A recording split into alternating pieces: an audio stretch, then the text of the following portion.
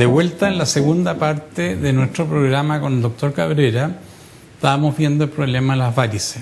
Cuando la varice está establecida, bueno, hay que tratarla, pero ¿cómo se puede evitar, prevenir la aparición de varices? Bueno, esa es la gran pregunta y también tiene que ver con la medicina moderna, en el sentido de que podamos aportar soluciones antes que en realidad las enfermedades se produzcan. En este sentido es interesante cómo también la tecnología ayuda. La verdad es que, como usted bien dice, cuando la varice está establecida, ya vamos al tratamiento, pero ¿podemos tener una población de riesgo a quienes enfocar y eventualmente prevenir? La respuesta es sí. Para esto tenemos que ir necesariamente a los factores causales o etiopatogénicos, la causa de la enfermedad. Primero, la genética. Las varices son hereditarias. Y en segundo lugar, los factores predisponentes. Ser mujer, las mujeres 4-1 con respecto a los hombres, más varices. Segundo, los embarazos. Tercero, las actividades que producen mucho estar de pie. Entonces, ¿qué podemos hacer? Lo primero es, en el fondo, mejorar la circulación en el sentido de una vida más sana, calidad de vida, más ejercicio, dieta, porque el sobrepeso también es otro factor predisponente. En esto las aseguradoras hoy en día han empezado a hacer cada día más campañas. La ISAPRE Más Vida ha sido líder en establecer campañas de prevención en salud y ha sido muy interesante ver cómo se ha podido ir enseñando a la población que la circulación es importante y la calidad de vida en definitiva. Ese es un aspecto, o sea, una vida más sana. Después está todo lo que se refiere al soporte elástico.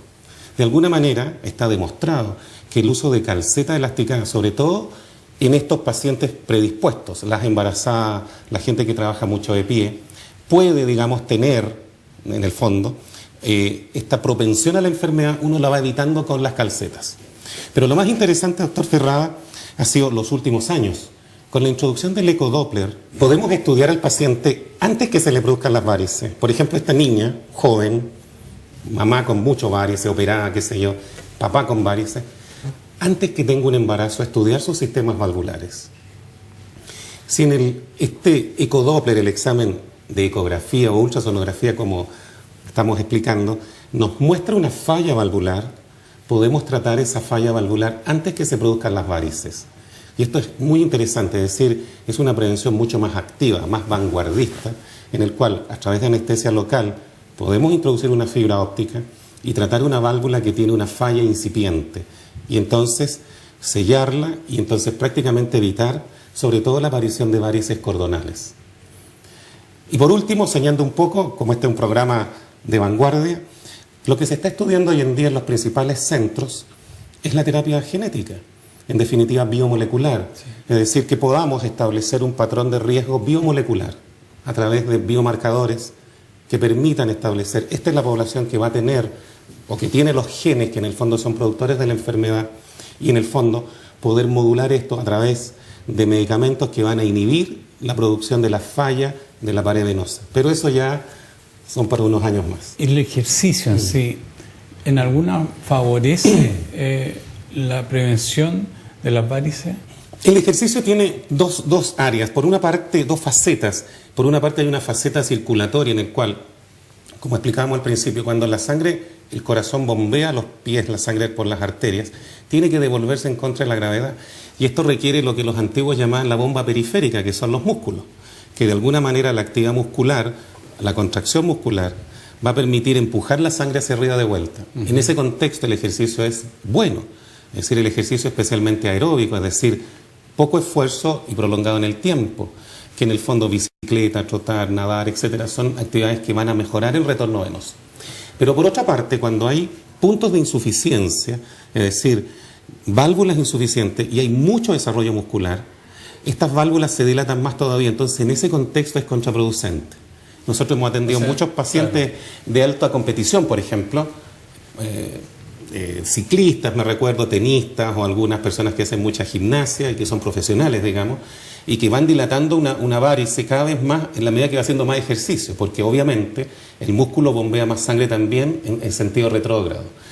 Así es que, en resumen, el ejercicio es bueno desde el punto de vista de la prevención.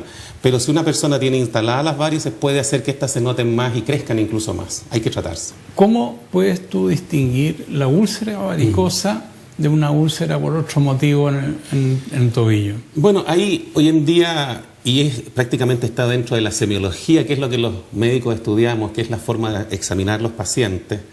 Hay características clínicas que hacen que una úlcera sea venosa o arterial. Normalmente las úlceras venosas están en el aspecto o cara medial de las piernas, hacia el tobillo, y en general no duelen. Hay úlceras arteriales que van por fuera, son por fuera del tobillo, tienen que ver con la hipertensión arterial y son muy dolorosas. Después hay otras úlceras traumáticas o de otras lesiones, incluso cutáneas. Pero la úlcera venosa diría yo que es muy característica y uno la puede diagnosticar clínicamente. Ahora bien, lo que se ha estudiado en los últimos años es que esta úlcera tiene, o la herida propiamente tal, tiene una estrecha relación con la presión venosa. Si la presión venosa periférica es sobre 60 milímetros de mercurio, es casi imposible que cicatrice la úlcera. De tal manera que nosotros, al tratar los puntos de reflujo, la falla, reducimos el reflujo, baja la presión venosa, bajo estos niveles de 60 y empieza la recuperación de las úlceras. Esto es muy interesante porque a veces se gasta mucha energía y tiempo en curar la úlcera propiamente tal, lo cual no está mal, pero no es la causa. La causa del problema está en un incremento de la presión a ese nivel, que genera isquemia en definitiva a nivel de la úlcera y evita que cicatrice. Si nosotros reducimos esa presión, logramos cicatrización de las úlceras. Diría yo, en casi el 90% de los pacientes en un periodo relativamente corto. Yendo un poco al terreno práctico, tuvo con nosotros un colega, nos decía que no estaban en el auge, digamos, y él trabajaba en el Hospital Salvador, y que las listas de espera eran de 3 años, 4 años. La verdad es que la introducción de la nueva tecnología va más rápido que lo administrativo. ¿Qué quiere decir esto? En general, nuestro país está fundamentado en la codificación del arancel FONASA.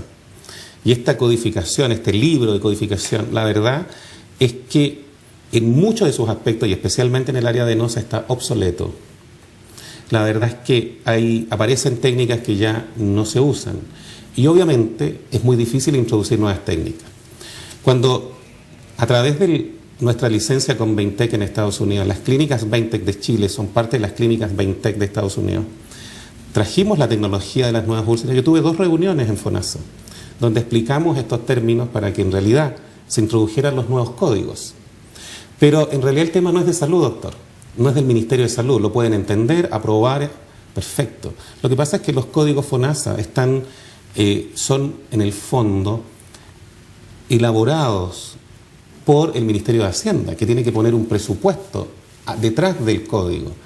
Entonces, mucha de la codificación nueva no logra pasar a esto porque, en el fondo, hay un tema presupuestario. Por lo tanto, no es simple. No obstante, ¿cómo se resolvió en Estados Unidos este tema? Que también ellos tienen lo que se llama el ICD, que es una codificación no de los procedimientos, sino más bien de las enfermedades. Entonces, en el fondo, lo que se ha ido logrando es que uno pueda hacer un procedimiento nuevo utilizando el código básicamente para lo que reemplaza la técnica, cumpliendo los mismos objetivos. Por eso que estas técnicas nuevas hoy en día sí tienen cobertura de las ISAPRES, pero no tienen cobertura de FONASA, porque no existe el código específico. Piense usted que, por ejemplo, el endoláser, que hemos hablado hoy día, para nosotros es rutinario hoy día, rutinario. No se nos ocurriría hacer una safenectomía, pero pasó por 3 años de aprobación en la FDA en Estados Unidos. Los primeros endoláser se hicieron en el año 99, es lo que se llama experimental, para pasar a ser estándar de atención en febrero del 2002. Entonces, evidentemente son técnicas probadas, validadas y que se usan en los países desarrollados, pero en nuestro código FONASA no aparecen. El ahorro absoluto e incluso relativo de las técnicas mínimamente invasivas es evidente, de momento que no hay hospitalización, no hay una anestesia raquídeo general, no hay, ¿no es cierto? Entonces, el gasto que implica recuperación postoperatoria, hospitalización, un día cama, claro, sí, equipo quirúrgico, etcétera. Entonces, claro, hay un costo inicial de implementar la técnica, pero evidentemente en el futuro, es tremendamente ahorrativo. Nosotros tenemos 2 clínicas, una ubicada en Providencia y otra en Marriott. Y evidentemente en Providencia se atiende un volumen, 70% de los pacientes que se atienden son de FONASA. Porque a pesar de que estemos en un área privada, hay una tremenda sensibilidad social. A las personas se les tienen precios especiales, tienen facilidades de pago, y como le digo, el 70% de los pacientes son de FONASA y lo más bien que costean sus tratamientos. De tal manera que también siempre hemos sentido que hemos cumplido en el sentido de que hemos podido poner toda esta tecnología a disposición también del público. Claro. Y no que sea para una élite.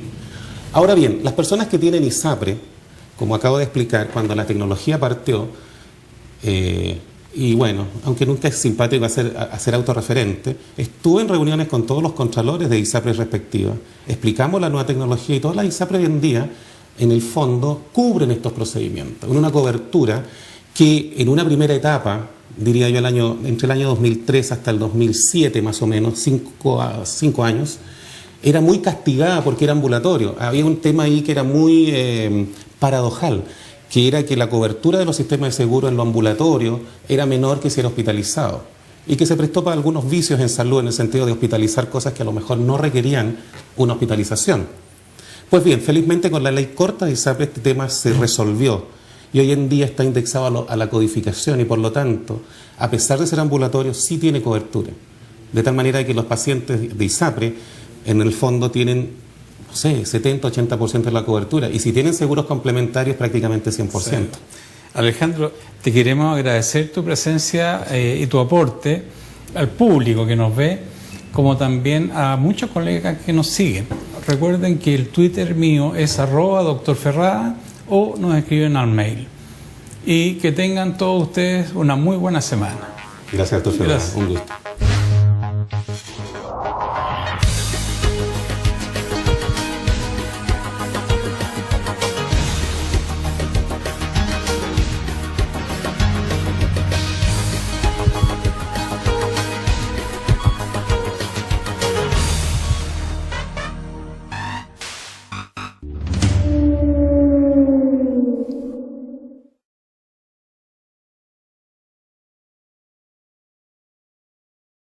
.3cc, con el auspicio de Más Vida para ti, una ISAPRE de médicos. Presentaron Calidad de Vida.